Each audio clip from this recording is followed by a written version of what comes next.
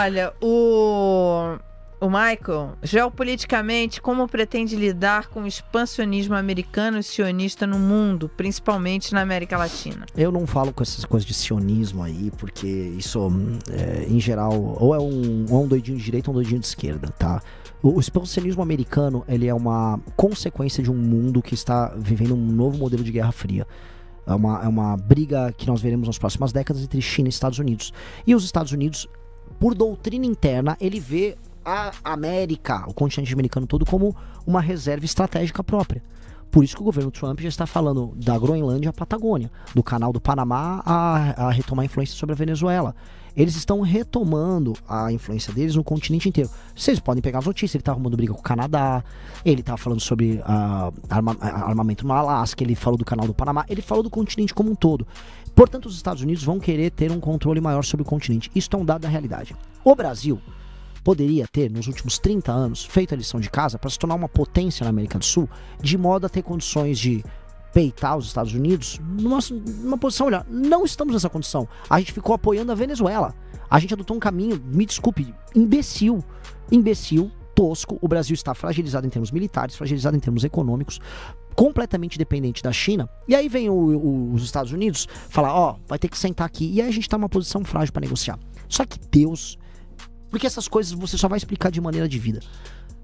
Nos deu as tais terras raras, que é a 15º passaporte pro sucesso que a gente tem ao longo da nossa história. Os Estados Unidos, esse é um exemplo que eu preciso dar, eu tô dando sempre, para fazer um F-35. O F-35 é um avião, mas é mais do que um avião. Ele é uma base operacional de guerra americana multiuso. Cada avião F-35 vai 500 quilos, ou melhor, meia tonelada de terras raras na composição dele. Seja nos instrumentos ópticos, seja nos ímãs internos, seja nos componentes catalíticos, tudo. Tudo isso vem da China. E a China agora, nessas brigas comerciais, você acho que eu não vou te fornecer isso, meu irmão. Os Estados Unidos, estão em pânico. Eles estão em pânico. E aí eles precisam extrair, processar e produzir componentes com terras raras. Esse é o status atual dos Estados Unidos. O Brasil tem 20% das reservas mundiais. Então os Estados Unidos precisam do Brasil. E aí nós podemos agora sentar numa posição minimamente decente para construir uma relação com os Estados Unidos, mas não só com eles, com a Europa. A Europa também precisa de terra rara. O Japão, que está se reindustrializando e se rearmando, vai precisar de terras raras. Taiwan precisa. E aí nós construímos parcerias internacionais sólidas com troca de tecnologia, com parcerias de longo prazo com as nações. Eu conversei com europeus, com diplomatas europeus agora nas últimas semanas, falando disso. Precisamos ter troca de tecnologia e o primeiro mundo entendeu o Brasil como um parceiro de primeira ordem, um parceiro geopoliticamente falando de primeira ordem. Índia, a mesma coisa. Entendeu nosso papel junto à África, tá? Que eu acho que o Brasil vai ter que ser meio que o irmão mais velho da África para muita coisa.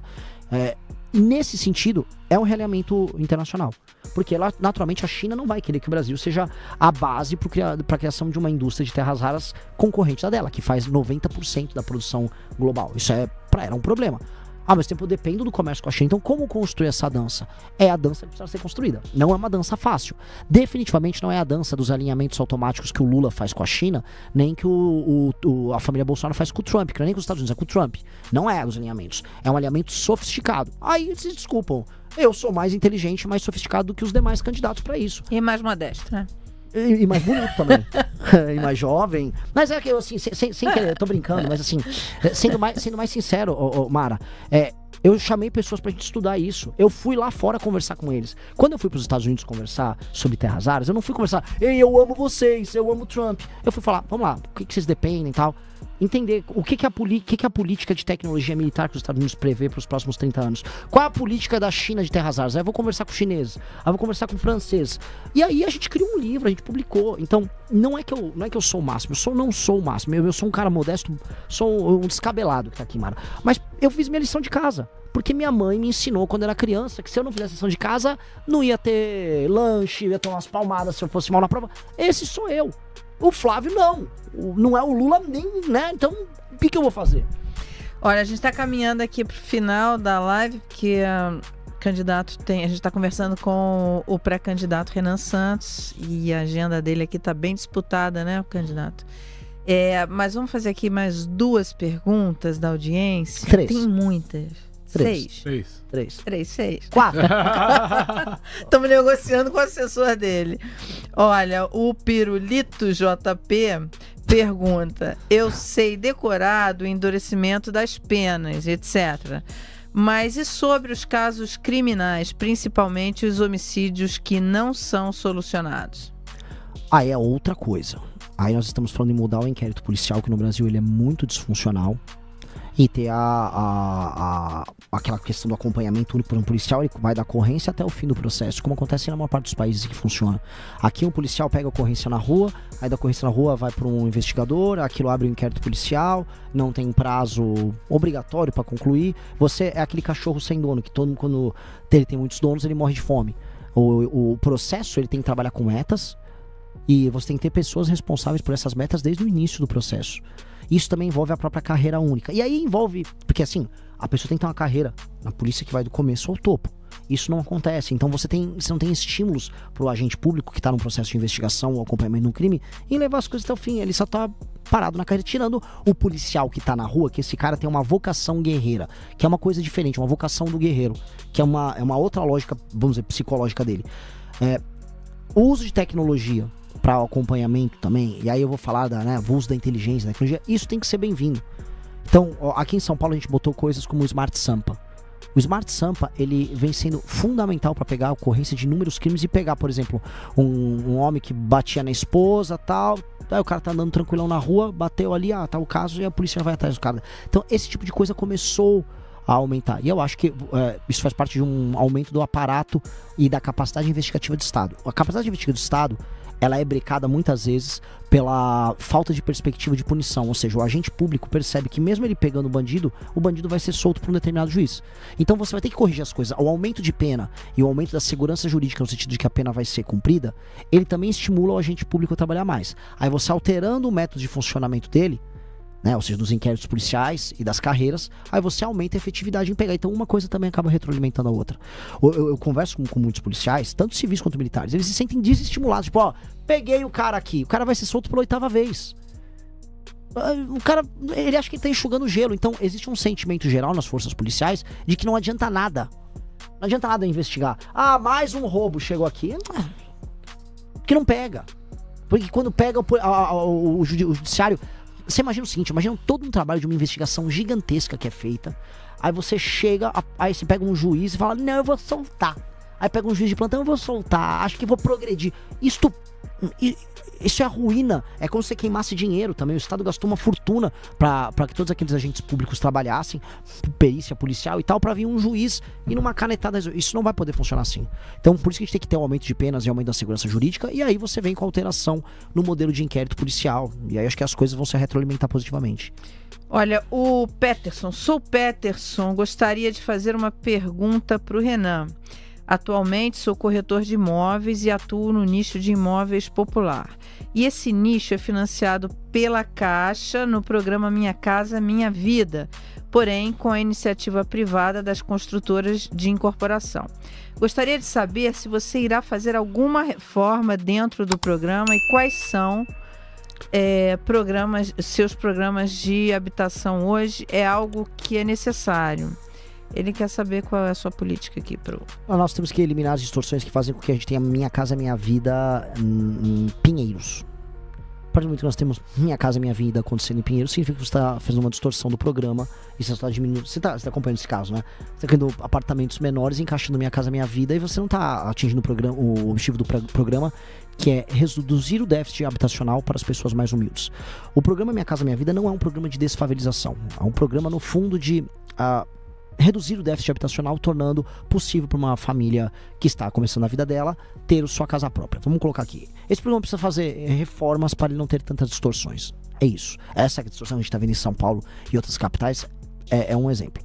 Outra é uma política de desfavelização, que ela vai para além, ela não tem a ver com o modelo do Minha Casa Minha Vida, ela é um outro modelo, que é um modelo para reurbanização e desfavelização das cidades brasileiras, que é um programa de reforma delas. E aí você ataca um outro elemento que é diferente da necessidade que nós sempre teremos de moradias mais baratas, que o Minha Casa Minha Vida atinge, mas também com políticas de competitividade você consegue atingir, que é pegar a boa parte das cidades brasileiras que foram favelizadas e torná-las habitáveis.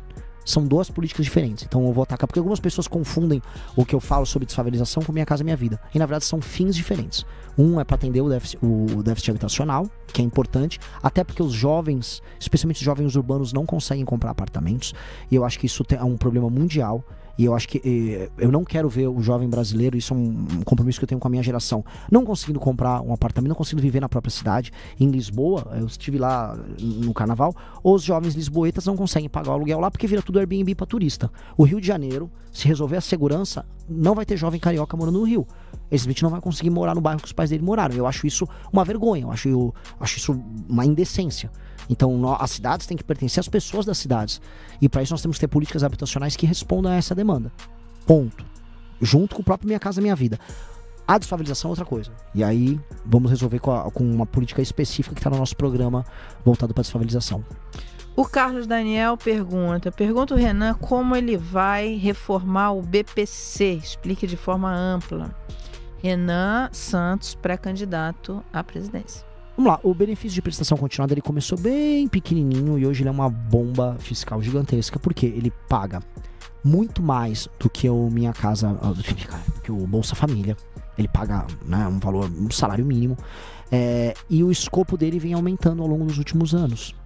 Então ele vai ter que fazer um gigantesco pente fino no BPC, gigantesco. Não só no BPC, né? Você tem aposentadorias também, sim, onde você tem fraude.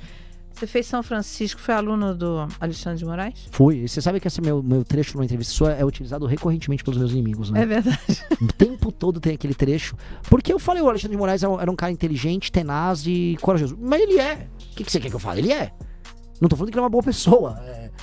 Que dera os bons tivessem a audácia dos maus. As pessoas boas têm que ter a audácia do Alexandre. É verdade, ele é audacioso. E era um professor presente. O que você aprendeu com ele? Muito pouca coisa, pra ser sincero. Eu não era um bom aluno. Eu já tava querendo largar a faculdade nessa época.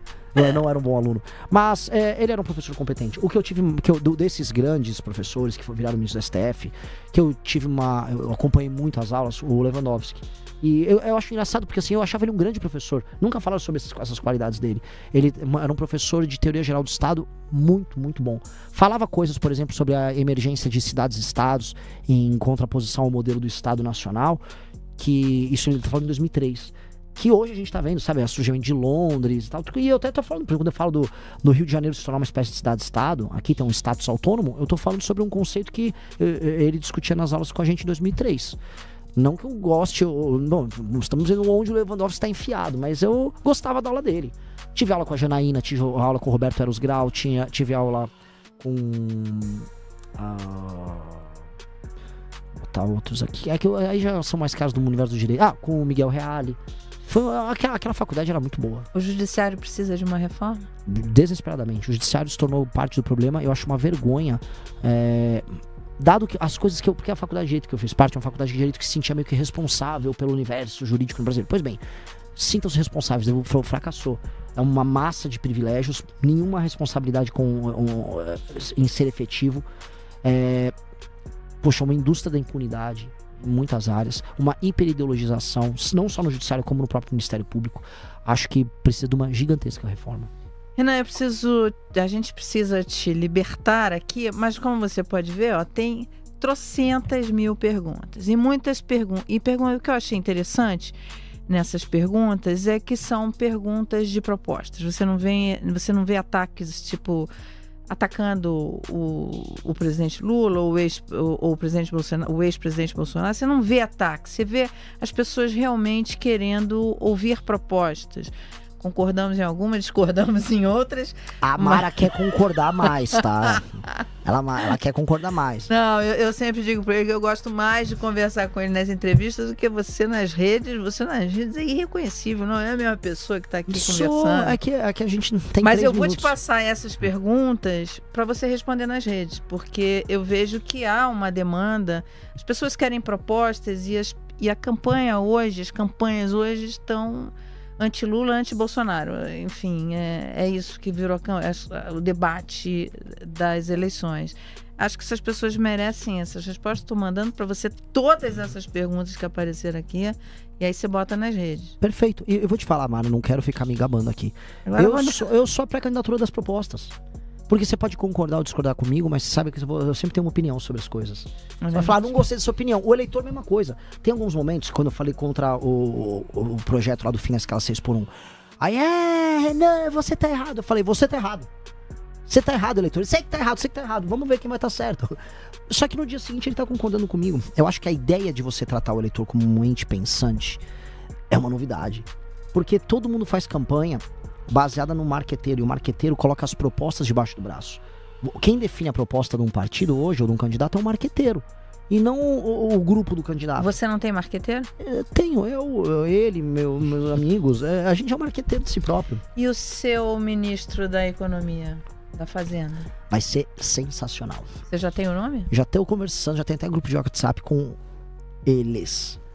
Vai ser um conselho, um então, grupo? meu irmão todo um grupo, sim. Adianta alguns nomes aqui pra não gente? Posso, eu não posso, porque essas coisas aí, eu aprendi que eu tenho que fazer anúncios formais e tal. Tá bom. Mas você vem fazer um anúncio formal aqui. Se não vier aqui, você vai estar no meu anúncio formal. Mas porque você foi a primeira a me entrevistar, me levando a sério. Então eu vou sempre levar a Mara mais a sério que os demais. É o prêmio por ter sido a pioneira. Muito obrigada, viu, Renan? Eu que agradeço. Tá aí, Renan Santos, pré-candidato à presidência da República pelo Missão, falando aqui no almoço do My News VIP FM 90,9. Renan, muito obrigado por estar aqui conosco, por trazer as suas propostas, e o caminho tá começando, né? Bora, agora quase terminando, né? Falta pouquinho para as eleições, dá até um frio na barriga, mas... Você tem frio na barriga, Renan? Tenho. Essa segurança toda, assim, juro você vem, fala e tal. Juro. Não tenho muito frio na barriga. Tenho muito medo de falhar com as pessoas que confiam em mim. É o que mais me tira o meu sono. Às vezes eu não durmo, às vezes, de verdade. Porque imagina eu falhar num grupo que tem o Kim, sabe? É um peso muito grande. Não é que eu não sinto muito. É que eu luto bastante, né? Mas assim, eu sinto muito mesmo. O Kim vai estar com a gente aqui dia 16. A gente vai conversar com ele. Eu brinco com ele, falo, deputado, a gente tem divergências sobre campos ideológicos ali diferentes, mas o Kim é um excelente deputado. Sim. Ele cuida do dinheiro público como poucos. Uhum. E é impressionante, porque eles votam junto. Ele e o Chico Alencar do PSOL, Adriana Ventura e Kim, sempre cito isso como exemplo, votam juntos em questões do orçamento. Eles tratam o dinheiro público muito sério. Ele é um deputado que faz um trabalho muito bom. Tá bem acompanhado, hein? Sim, e agora ele vai ter uma bancada, né? Imagina você poder fazer, olha, tem um Chico... Não, eu vou te contar. Se eu não tiver ambições, eu tô ferrado. Gostou do vídeo? Não se esqueça de dar um like e se inscrever em nosso canal, e até o próximo vídeo.